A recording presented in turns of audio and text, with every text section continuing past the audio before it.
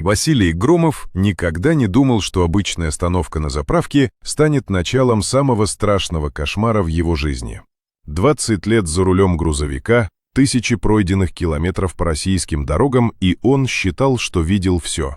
Но этой дождливой октябрьской ночью судьба приготовила ему испытание, которое заставит его пересмотреть все, во что он верил. Стрелки часов показывали без четверти 3 ночи, когда Василий съехал с трассы на круглосуточную заправку где-то между Воронежем и Ростовом. Дождь барабанил по лобовому стеклу грузовика, а в салоне царила та особая тишина, которая бывает только глубокой ночью на пустынной дороге. Заправка выглядела как островок цивилизации в океане мрака. Яркие неоновые огни резали темноту, отражаясь в лужах на асфальте. Заправщик, сонный парень лет 25, равнодушно кивнул, когда Василий попросил заправить полный бак. Пока солярка журчала в топливный бак, дальнобойщик решил размяться и прошелся вокруг своего тягача с полуприцепом.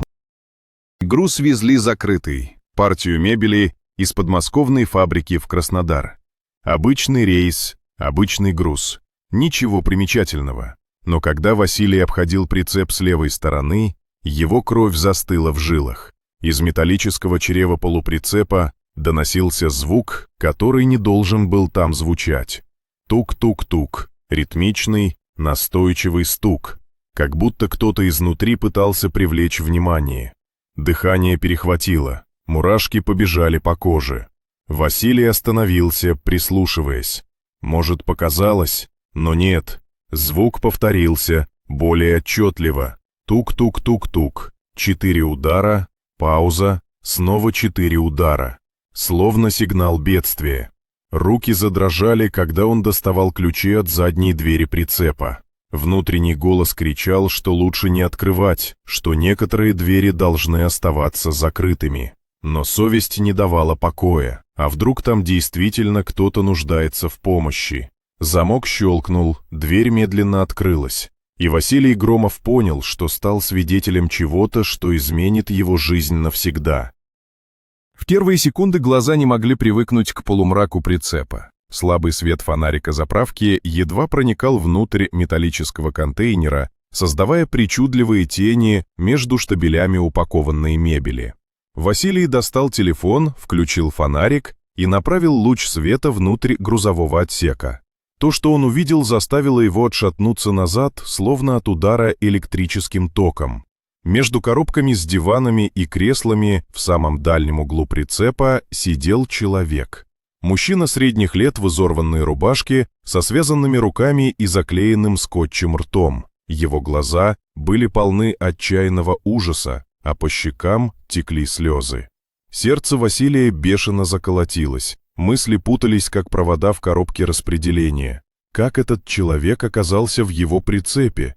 Кто его туда посадил? И главное, что теперь делать? Пленник увидел свет и начал отчаянно мотать головой, пытаясь что-то сказать через кляп. Его связанные руки дрожали, а в глазах читалась мольба о помощи. Василий медленно подошел ближе, стараясь не задеть коробки. Каждый шаг отдавался эхом в металлическом пространстве прицепа.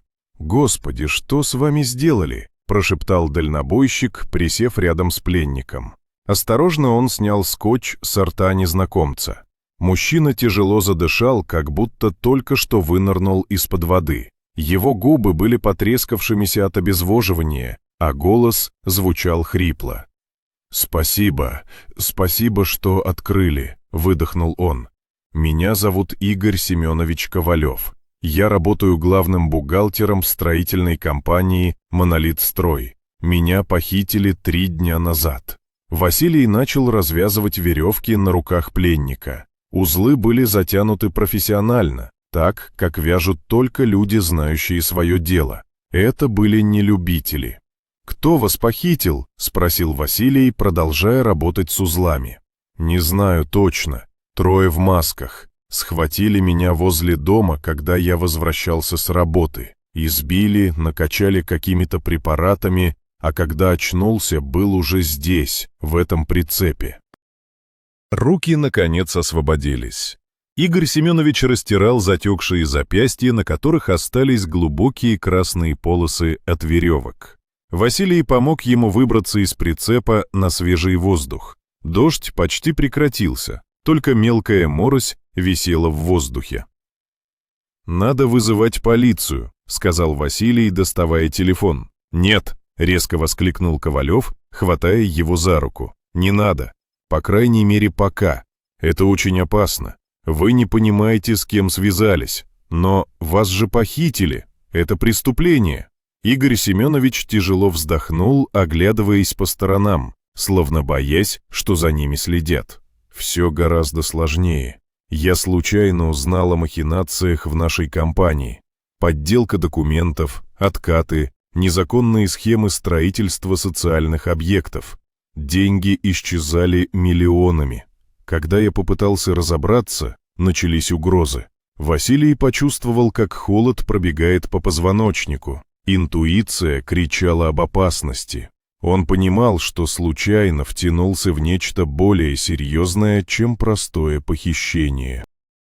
«Послушайте, Василий», — Ковалев схватил дальнобойщика за плечо, «у меня в кармане лежит флешка с доказательствами. Если что-то со мной случится, передайте ее журналисту Анне Петровне Соколовой из газеты «Честное слово». Она уже давно расследует деятельность «Монолитстрой». Дальнобойщик ощутил, как земля уходит из-под ног. Он привык к простой жизни, загрузил груз, довез, разгрузил, получил деньги. А теперь внезапно оказался в центре какой-то криминальной истории с похищениями и коррупцией.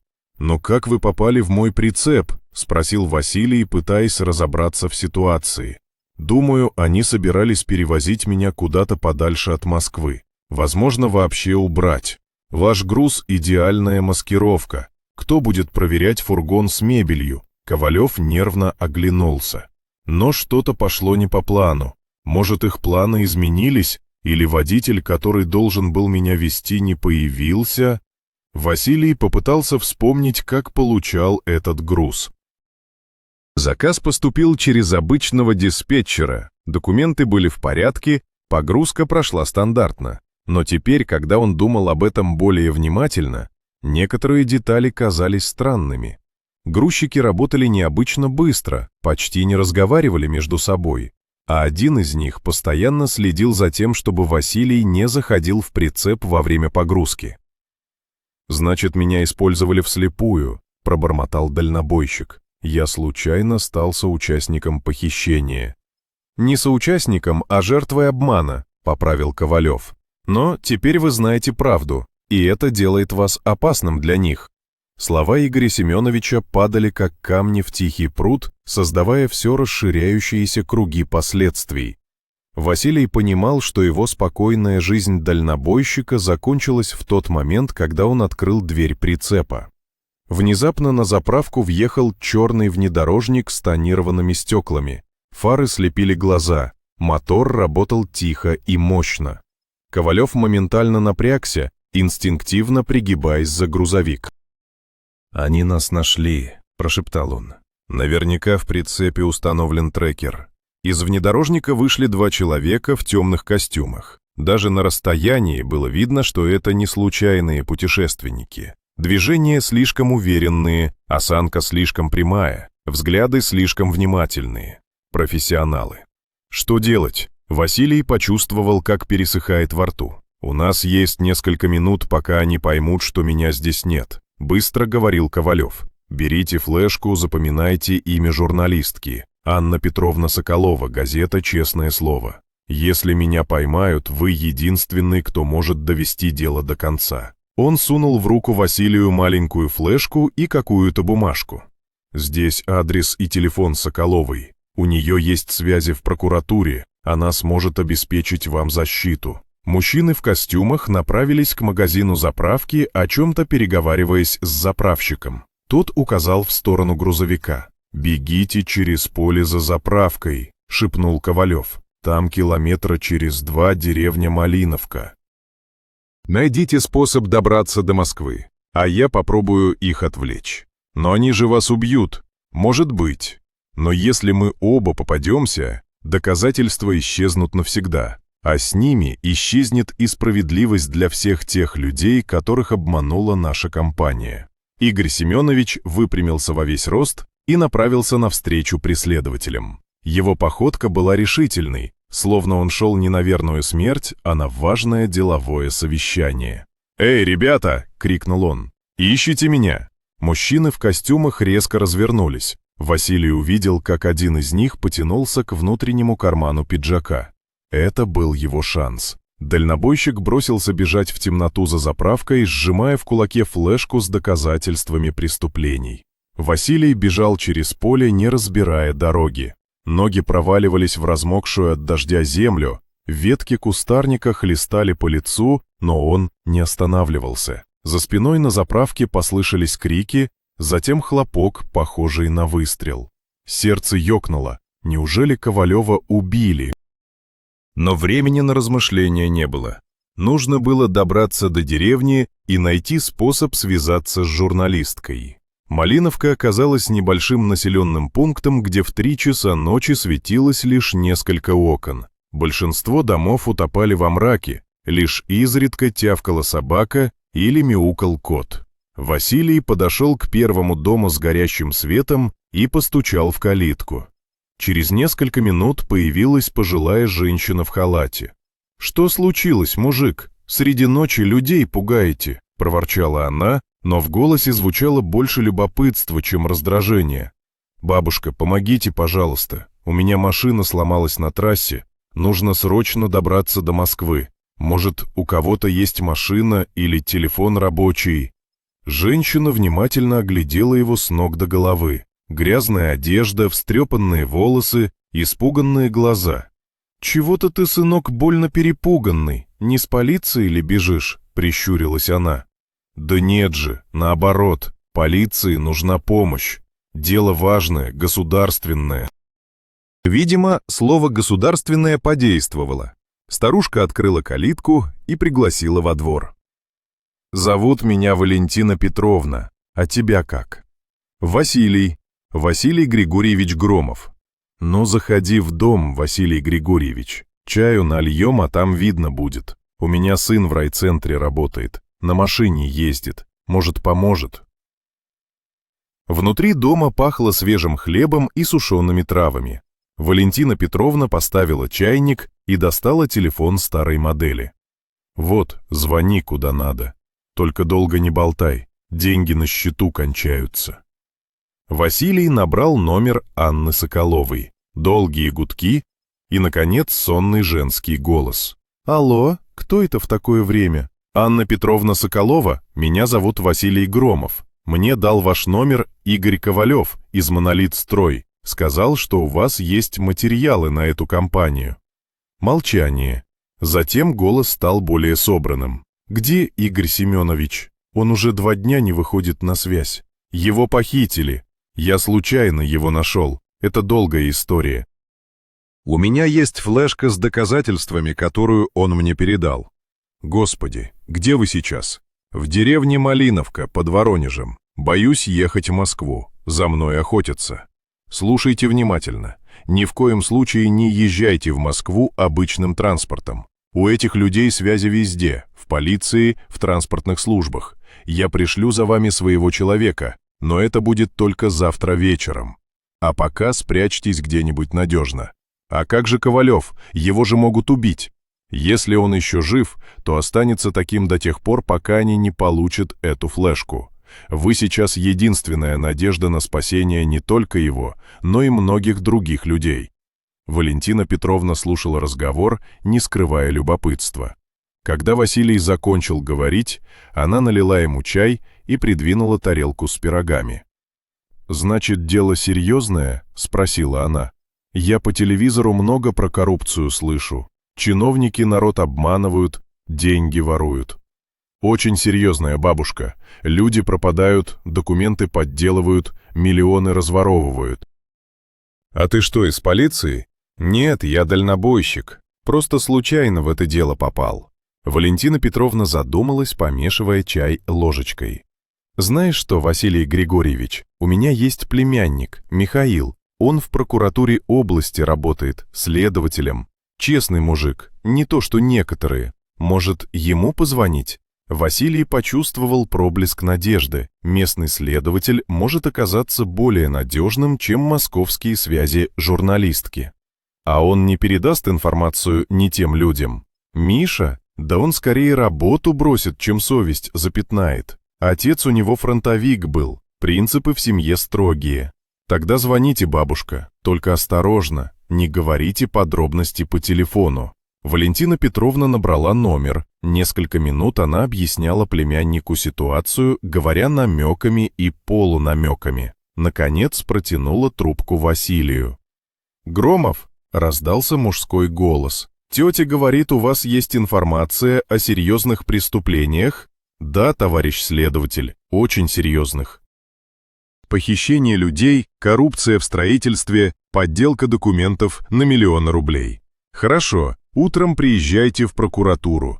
Адрес тетя знает. Но будьте осторожны, если дело действительно крупное, у преступников могут быть связи и у нас в области». После разговора Валентина Петровна показала Василию комнату, где он мог переночевать. Но сон не шел, мысли крутились вокруг Ковалева, флешки, грядущие встречи со следователем.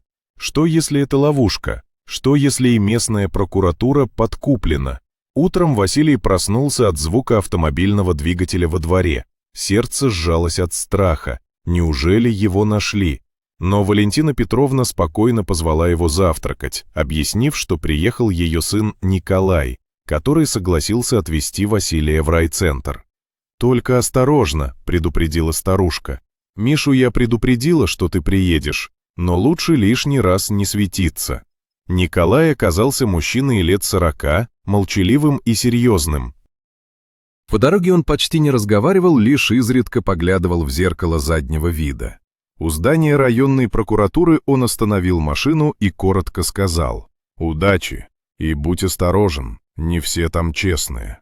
Михаил Петрович Соколов встретил Василия в своем кабинете. Небольшой комнате с казенной мебелью и портретом президента на стене. Следователь был невысокого роста, с внимательными серыми глазами и сидеющими висками. Во всем его облике читалась профессиональная въедливость человека, привыкшего докапываться до истины. «Рассказывайте все по порядку», — сказал он, включив диктофон. «И ничего не утаивайте». Василий подробно изложил все события последних суток, от стука в прицепе до побега через поле. Следователь слушал молча, изредка задавая уточняющие вопросы. Когда речь дошла до флешки, его глаза загорелись интересом. «Покажите, что там». Они вставили флешку в компьютер. На экране появились папки с документами, фотографиями, аудиозаписями. Соколов быстро пробежал глазами по файлам, и его лицо становилось все более мрачным. «Здесь материалы на несколько десятков миллионов рублей хищений», — пробормотал он. «Поддельные экспертизы, липовые тендеры, откаты чиновникам — это же целая система». В одной из папок обнаружились фотографии документов с подписями высокопоставленных областных чиновников. В другой — аудиозаписи переговоров, где обсуждались схемы распила бюджетных средств на строительство школ и больниц. А вот это особенно интересно. Следователь открыл файл с перепиской. Переписка между директором «Монолитстрой» Олегом Викторовичем Крутовым и заместителем губернатора Андреем Сергеевичем Фоминым. Они прямым текстом обсуждают, как убрать бухгалтера, который слишком много знает. Василий почувствовал, как волосы встают дыбом. Значит, покушение на Ковалева планировалось на самом высоком уровне. «Что теперь будет?» — спросил он. «Теперь начинается самое сложное», — вздохнул Соколов. Фомин очень влиятельный человек. У него связи в Москве, в силовых структурах. Действовать нужно быстро и скрытно, иначе он обо всем узнает и замет следы. Следователь достал из сейфа специальный телефон. «Я свяжусь с Федеральной службой безопасности. У меня там есть знакомый, который специализируется именно на коррупционных преступлениях. Если мы передадим материалы ему, дело могут довести до конца». Но не успел он набрать номер, как в кабинет ворвались трое мужчин в форме сотрудников внутренних дел. Предъявив удостоверение, старший заявил: «Следователь Соколов, вы арестованы по подозрению в превышении должностных полномочий и разглашении государственной тайны». «Это абсурд», — возмутился Михаил Петрович. «Какая государственная тайна? А вы, гражданин Громов», — старший повернулся к Василию, «пройдете с нами для дачи показаний по делу о краже служебной информации». Василий понял, что система заработала против них. Кто-то очень быстро узнал об их встрече и принял меры. Видимо, в местной прокуратуре действительно были люди Фомина. «Можно мне сходить в туалет?» — попросил он. Старший кивнул, но приставил к нему одного из подчиненных. В туалете Василий быстро достал телефон и отправил сообщение журналистке Соколовой. «Меня арестовывают, следователь Соколов тоже. Копия материалов у него в сейфе. Код». Не успел он закончить сообщение, как дверь распахнулась. «Время вышло», — сказал конвоир. Их увезли в разные машины. Василия доставили в изолятор временного содержания областного центра. В небольшой камере с железной койкой и умывальником он остался наедине со своими мыслями. Система работала против них, но он успел передать журналистке ключевую информацию. Теперь все зависело от того, сможет ли она довести дело до конца. Часы тянулись мучительно медленно. Василий пытался понять, что происходит снаружи, но никто не давал ему никакой информации. Лишь на следующее утро в камеру зашел незнакомый мужчина в дорогом костюме. «Василий Григорьевич, меня зовут Игорь Владимирович Чернов. Я адвокат.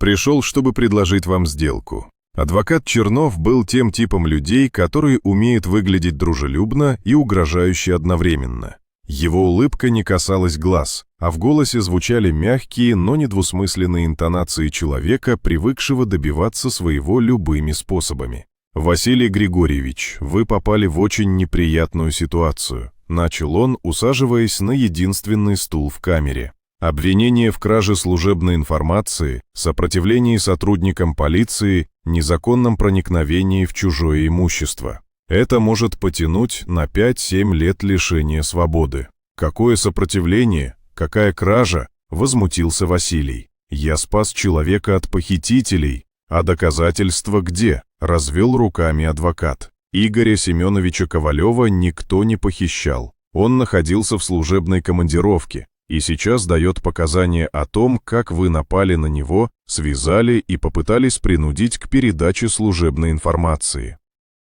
Василий почувствовал, как пол уходит из-под ног. Неужели Ковалева заставили дать ложные показания? Или с самого начала это была ловушка? «Это ложь!» — воскликнул он. «У меня есть свидетели. Заправщик видел, как я открыл прицеп.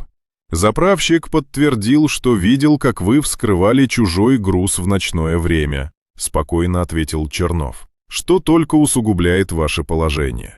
Адвокат достал из портфеля папку с документами и положил ее на койку. «Но я пришел не для того, чтобы усложнить вашу жизнь. Наоборот, у меня есть предложение, которое может решить все ваши проблемы». «Какое предложение?» «Мои доверители готовы забыть обо всех претензиях к вам. Более того, они готовы выплатить компенсацию за моральный ущерб в размере 2 миллионов рублей. Взамен вам нужно лишь подписать документ о том, что вы действовали по наущению следователя Соколова, который принуждал вас к незаконным действиям». Василий внимательно посмотрел на адвоката.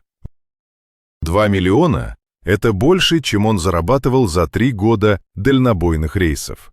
На эти деньги можно купить собственный грузовик, начать свое дело, обеспечить семью.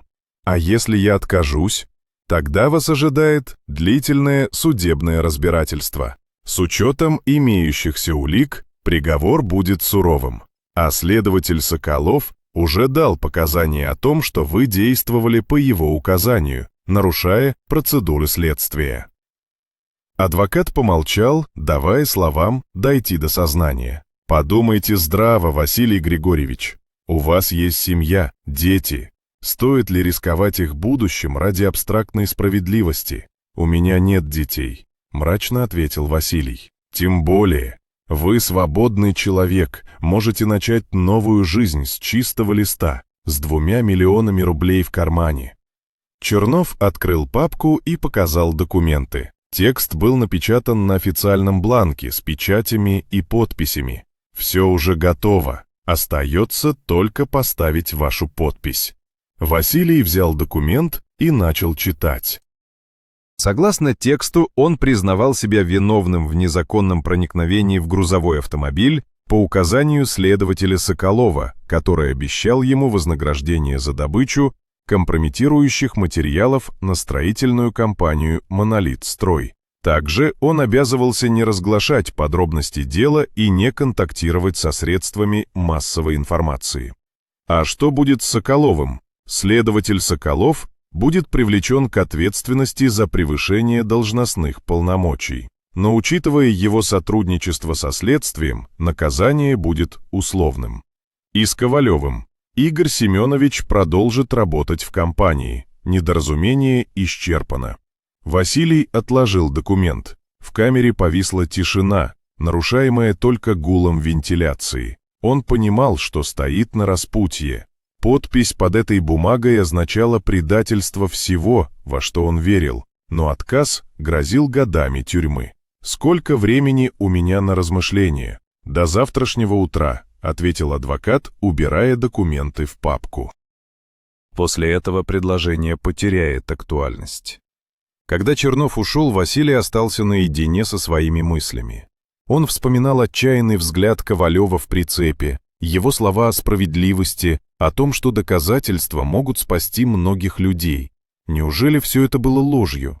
Или Ковалева просто сломали, заставили играть по их правилам? Но главное, что происходит с журналисткой Соколовой? Получила ли она его сообщение? Сможет ли довести дело до конца без его показаний? Вечером в камеру принесли ужин, жидкую кашу и хлеб. Василий почти не притронулся к еде. Мысли крутились, как белка в колесе, не давая покоя.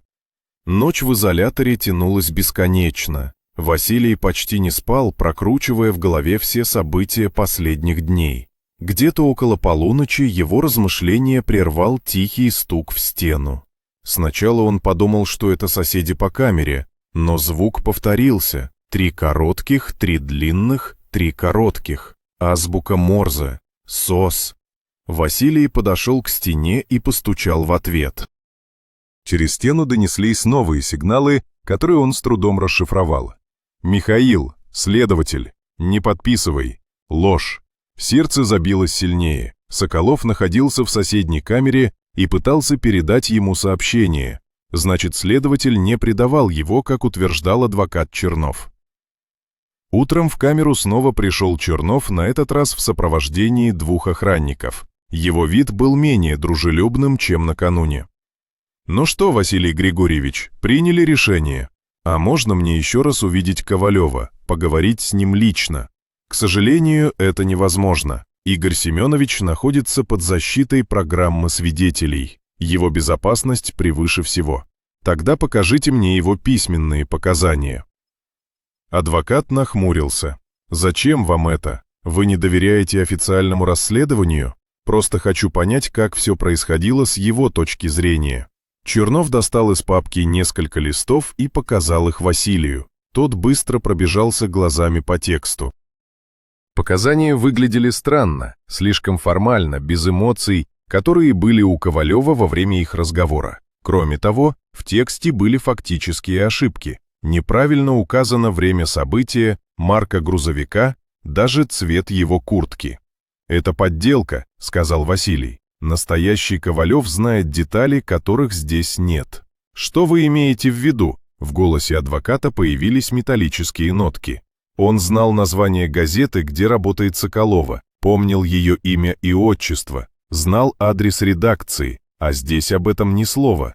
Возможно, в показаниях отражена только часть информации, относящаяся к вашему делу. А возможно, Ковалева убили, а показания сфабриковали. Лицо Чернова стало каменным. Вы выдвигаете очень серьезные обвинения, Громов. Это может расцениваться как клевета на правоохранительные органы. Тогда организуйте очную ставку. Пусть Ковалев повторит свои показания в моем присутствии. Адвокат переглянулся с охранниками, и Василий понял, что попал в точку.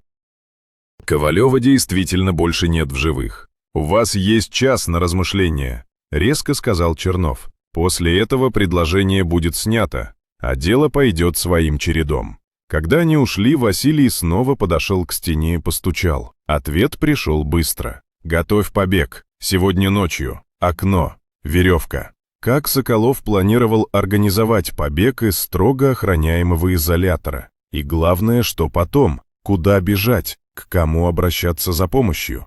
Вечером случилось неожиданное. В изоляторе отключили электричество. Охранники объяснили это плановыми ремонтными работами, но Василий заподозрил неладное. В темноте он услышал, как в коридоре происходит какая-то суета, шаги, приглушенные голоса, звук открываемых замков. Внезапно дверь его камеры открылась. На пороге стоял не охранник, а незнакомый мужчина в темной одежде.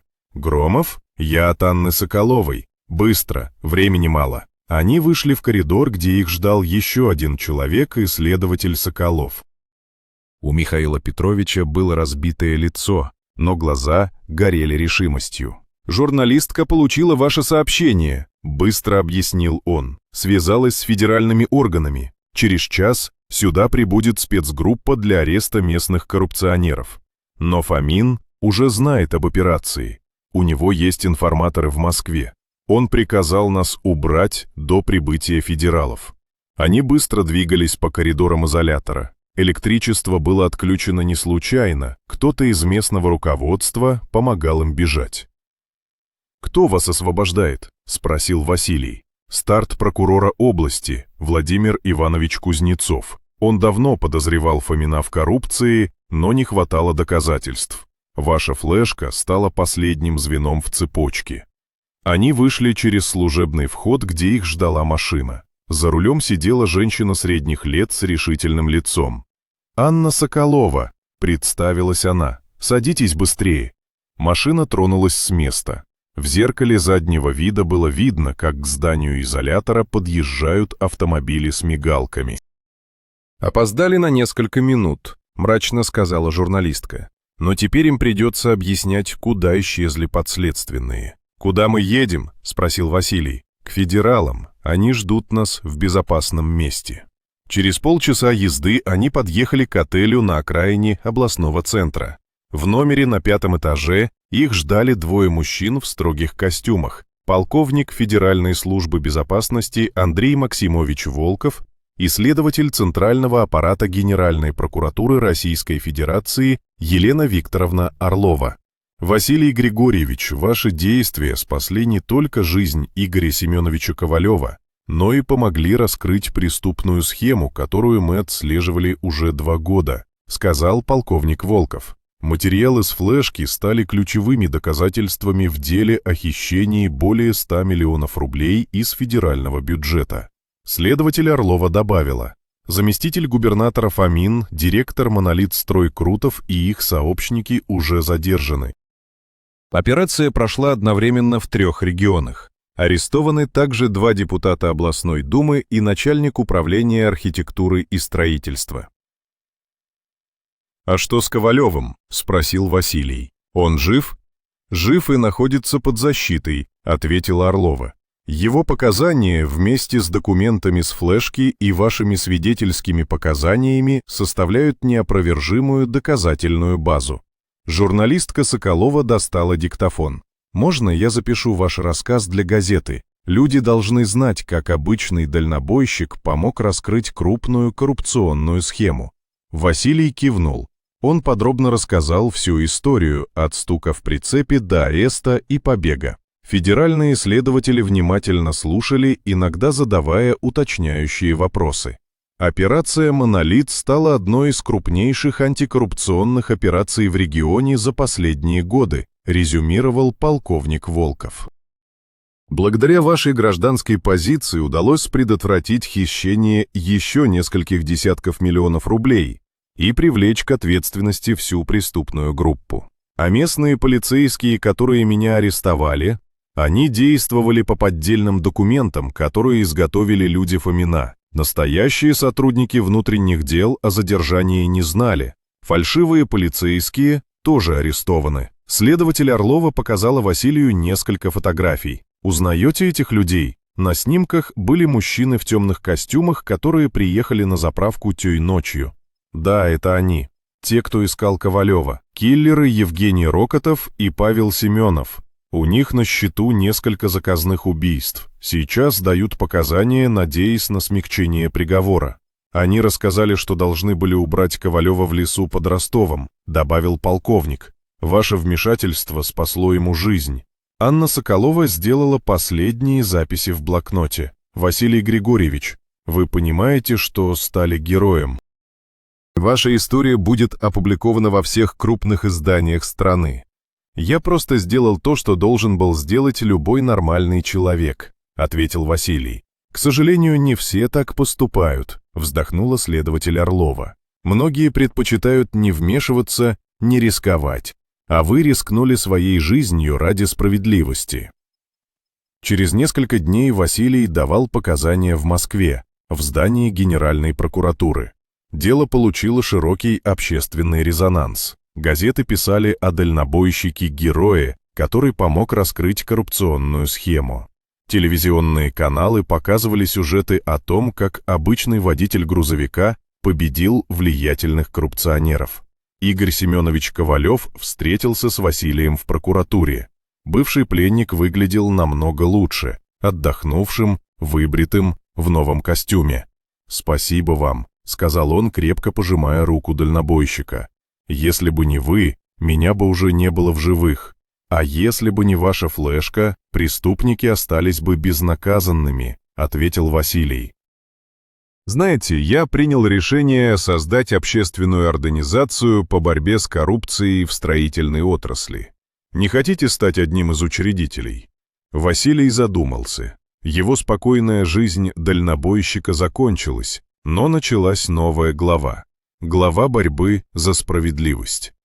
«Почему бы и нет?» — улыбнулся он. «Но при одном условии — продолжу ездить на дальних рейсах. Мне нравится дорога». «Даже лучше», — засмеялся Ковалев. «Дальнобойщики видят все, что происходит в стране. Кто лучше них сможет выявить новые нарушения?» Через полгода Василий Громов снова вел свой грузовик по российским дорогам. Но теперь это была не просто работа, а миссия. В кабине рядом с водительским местом лежала специальная папка с контактами журналистов, следователей и общественных деятелей. Номер телефона горячей линии по борьбе с коррупцией был записан в памяти телефона под номером 1. За эти месяцы многое изменилось. Заместитель губернатора Фомин получил 12 лет строгого режима за организацию преступного сообщества и хищение бюджетных средств в особо крупном размере. Директор «Монолитстрой» Крутов был приговорен к 10 годам лишения свободы. Киллеры Рокотов и Семенов получили пожизненные сроки за серию заказных убийств. Но самое главное, удалось вернуть в бюджет 73 миллиона рублей, которые были похищены при строительстве социальных объектов. На эти деньги достроили детскую больницу в областном центре и 2 школы в сельских районах. Игорь Семенович Ковалев действительно создал общественную организацию «Честное строительство», которая занималась мониторингом крупных государственных подрядов. Василий стал одним из региональных координаторов этой организации, совмещая общественную работу с профессией дальнобойщика. Журналистка Анна Соколова написала книгу о деле «Монолит», которая стала бестселлером. Название звучало как «Стук в прицепе», как дальнобойщик раскрыл коррупционную схему на 100 миллионов рублей. Все гонорары от продажи книги она передала в фонд помощи свидетелям по антикоррупционным делам.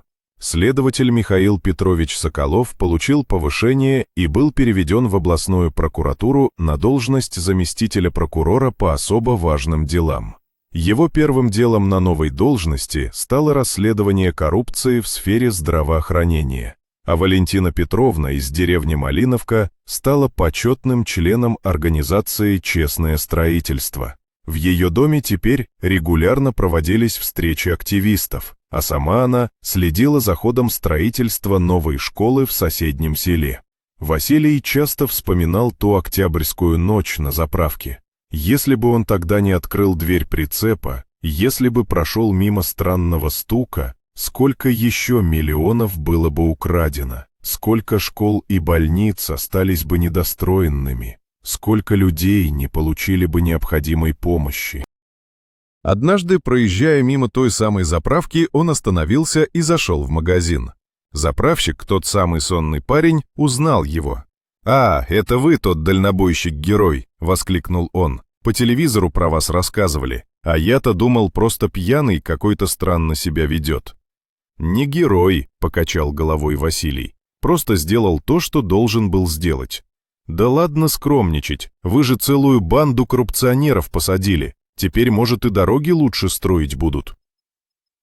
Выйдя из магазина, Василий остановился возле своего грузовика и посмотрел на прицеп. Обычный металлический ящик на колесах, каких тысячи ездят по дорогам России.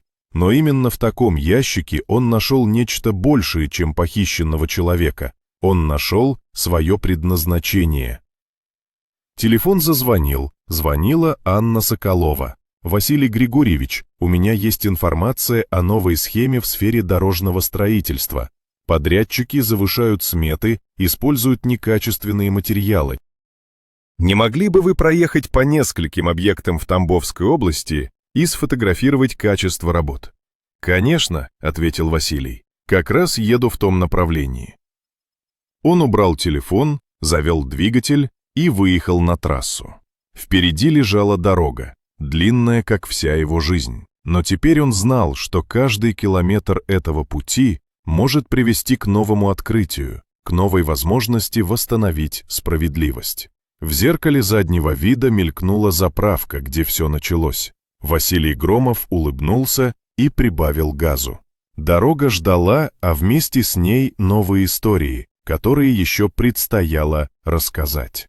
Правда всегда найдет выход на свет. Иногда для этого достаточно просто прислушаться к странному стуку и набраться смелости открыть нужную дверь.